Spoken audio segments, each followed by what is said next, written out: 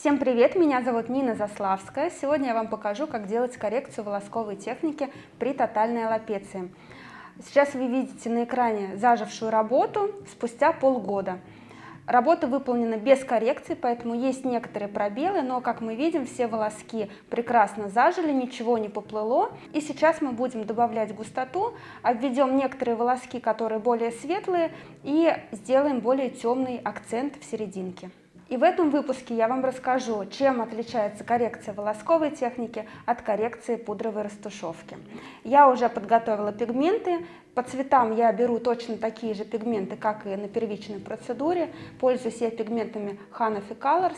И пигменты должны быть очень теплые по основе, потому что при заживлении они все холоднеют. И как мы знаем, при волосковой технике волоски заживают чуть прохладнее, чем растушевка.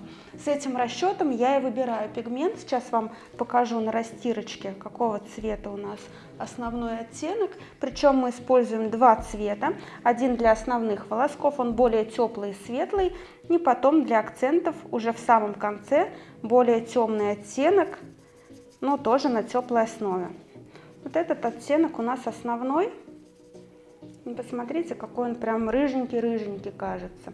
При заживлении у нас получится идеальный коричневый оттенок без рыжинки и без серости, какой вы видите уже на моей модели. Ну и второй цвет чуть темнее, но тоже теплый. Вот мы прям видим, да, что он похолоднее чуть-чуть, но все же на теплой основе. Его в самом конце уже на подложку из теплого светлого оттенка мы со спокойной душой будем укладывать, не боясь никакой серости.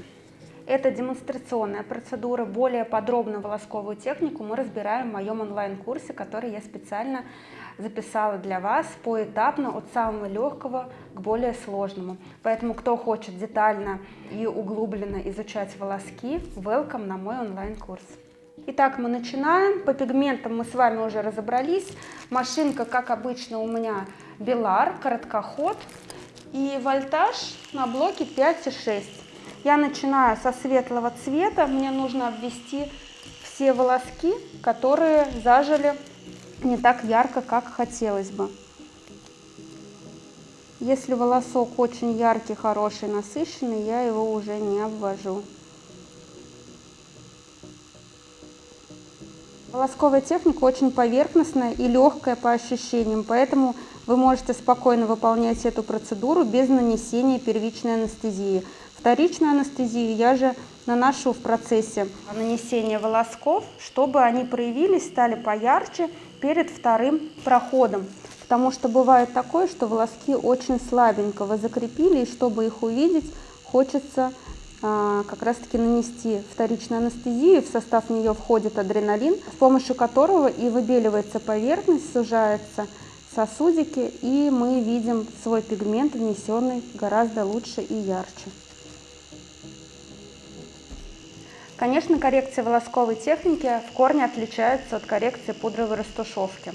Здесь важно поймать и увидеть каждый свой волосок, обвести его, закрепить еще раз, и потом уже можно добавлять густоту. При коррекции пудровой техники мы выискиваем пробелы, но и также проходимся по всей брови еще раз, если это того требуется, если бровь недостаточно насыщенная. Там, конечно, совсем другое, хотя техника нанесения очень-очень похожа. Просто волоски наносятся линейным движением, а растушевка более хаотична. Хотя вот этот маятник везде присутствует, как и в растушевке, как и в волосках. Здесь мы из кожи не выходим, чтобы волосок получился более тонкий и четкий. При растушевке, конечно, нам важны пиксели, а не линии, поэтому там мы сильно машем. И чем длиннее ваш штрих, тем более рассыпчатые пиксели получаются. Сейчас вы видите крупным планом, как я обвожу волоски. Вы видите, что они очень поверхностные. И чтобы добиться яркости и насыщенности одной линии, я должна попасть в нее несколько раз. То есть сделать второй, третий проход.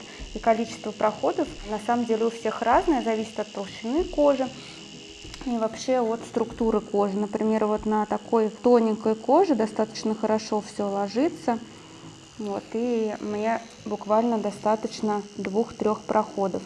Работаю я поверхностно, точно так же, как при пудровой технике. Сукровица при этом не выделяется, как вы видите, потому что все очень легко и не глубоко.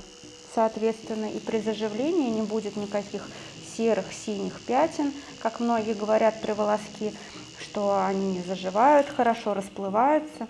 Но вы сейчас видите прекрасно, что даже спустя полгода и без коррекции все отлично приживается, без серости и абсолютно адекватного цвета. Конечно, есть небольшие пробелы, и волоски лучше делать с коррекцией, чтобы они были прям максимально ровненькие, четкие, пушистые.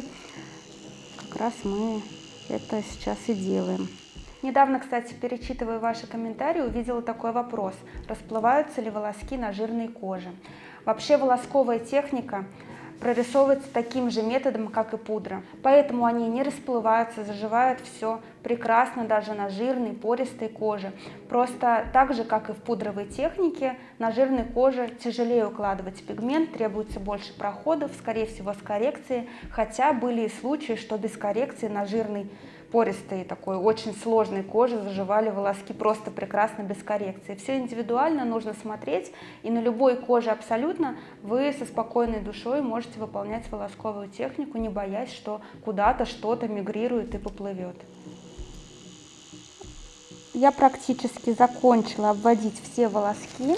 Сейчас добавлю немножко пушка, чтобы брови были попушистее, более натуральнее. Он добавляется по внешним границам, и вот этот пушковый волосок прорисовывается таким длинным штрихом. Получается такой пудровый волосок, он не такой четкий, как основные волоски, но в то же время его заметно. Красиво, когда в одной брови сочетаются разные волоски, и четкие, и более легкие, и толстенькие. Так выглядит гораздо натуральнее.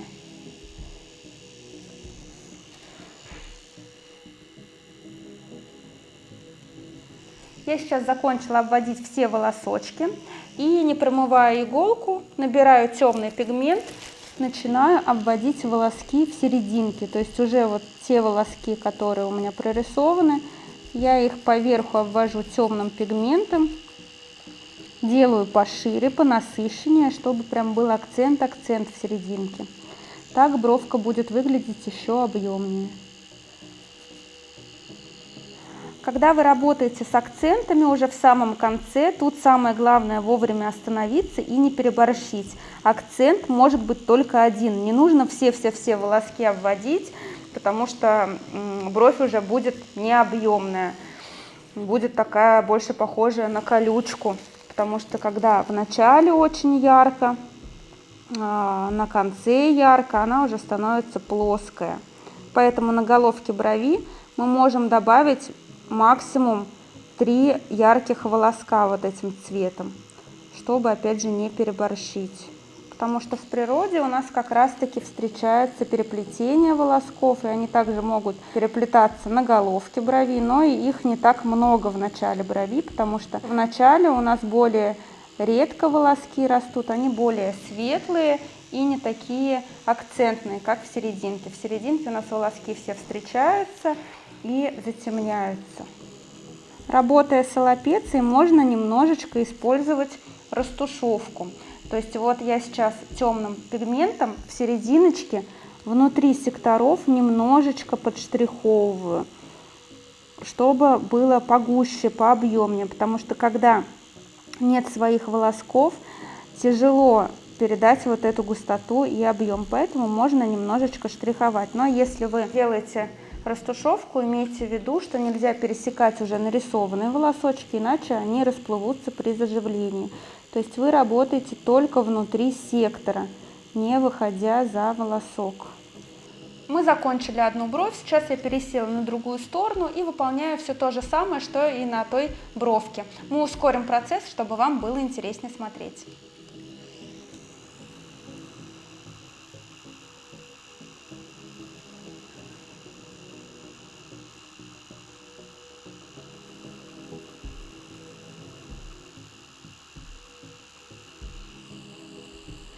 Ну что, мы уже практически все закончили. Я сейчас расставляю акценты.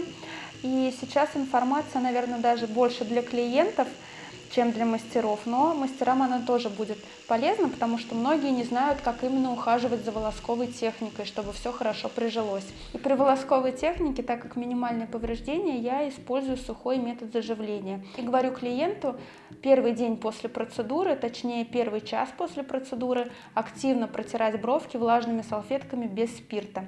Эти салфетки я даю клиенту с собой, чтобы даже по пути домой клиентка активно протирала брови, потому что именно первый час после процедуры очень сильно выделяется сукровица с пигментом и засыхает на поверхности брови. То есть если это все не убирать, засохнет в более объемную толстую корочку.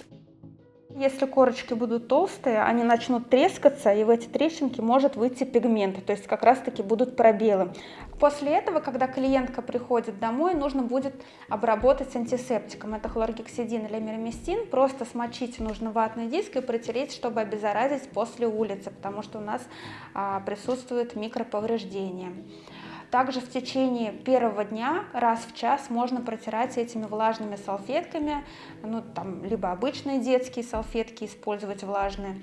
Самое главное, чтобы они были без спирта. Протирать каждый час, прям немножко с нажимом, чтобы сукровица не запекалась. Все, для первого дня манипуляций достаточно, на следующий день ничего делать уже не нужно. Самое главное, нельзя мочить, распаривать, ковырять.